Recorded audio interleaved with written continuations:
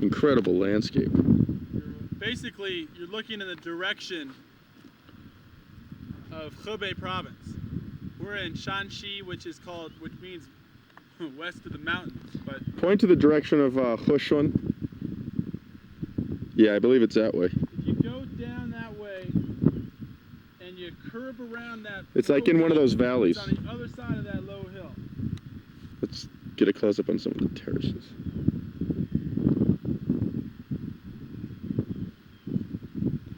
Grab the driver, Mike. Get some shots of him.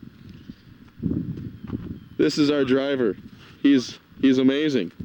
Wang Xiancheng. 你要说你 我在后头。He just did a circle around me. Have a smoke. 安静不安静这里？挺安静。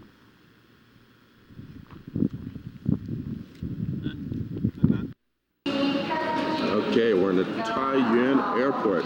Actually, it's a brand new airport, so it's pretty nice for China.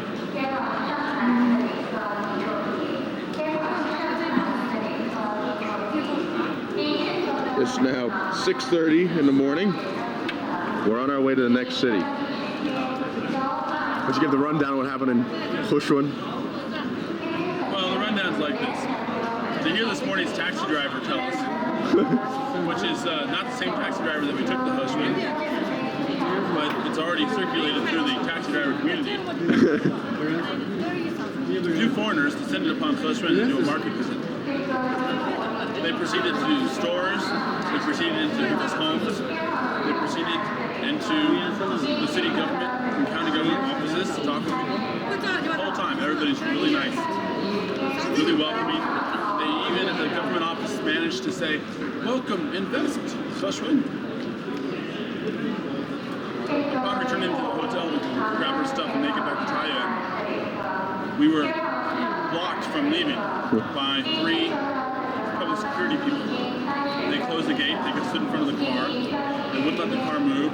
Could you say we were detained? They refused to let us leave until their higher authorities arrived.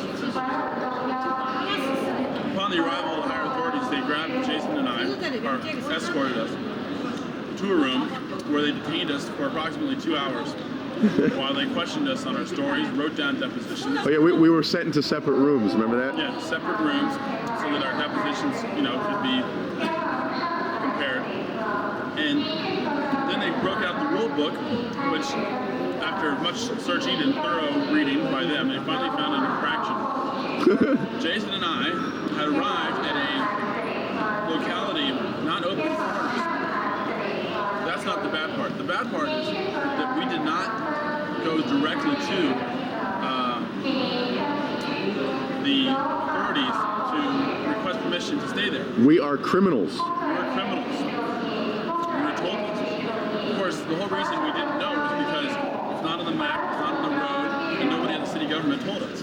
Nor did the hotel. And they don't publish a book that says this. And we were able to do everything before that, and there's no book that publishes this. This was only about an hour or so after we spoke to the government.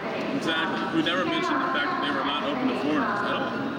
But they did mention that they were trying to change the thinking of some of the cadres. Right, but it was good. It was good that they showed you some of their inner documents too. Yeah, these guys were just letting me leaf through their internal circulars on county economic development to figure out how things are going. They were fine.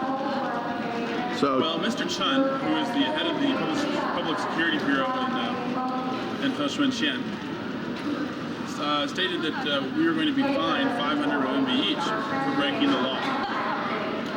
Now, we asked that he show us the law, and upon my own personal interpretation, I seem to have found, or in my own grammatical understanding of Chinese, that it said, for those responsible for this infraction, we can be fined, we can be lectured, we can be given a written... Well, we were lectured anyway. We can be given a written warning, or we can be fined up to 500. We got the maximum penalty. We got lectured, written warning, and 500 fine in renminbi.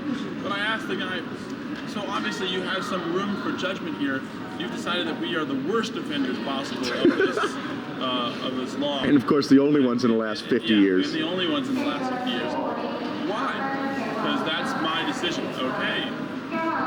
So So Mr. Chun then said We, tried to bargain with we Mr. broke Chun. out the portable phone and faked a call to the embassy. We did. We decided we would try and call our friendly neighborhood embassy person Josh back in Shanghai, our colleague.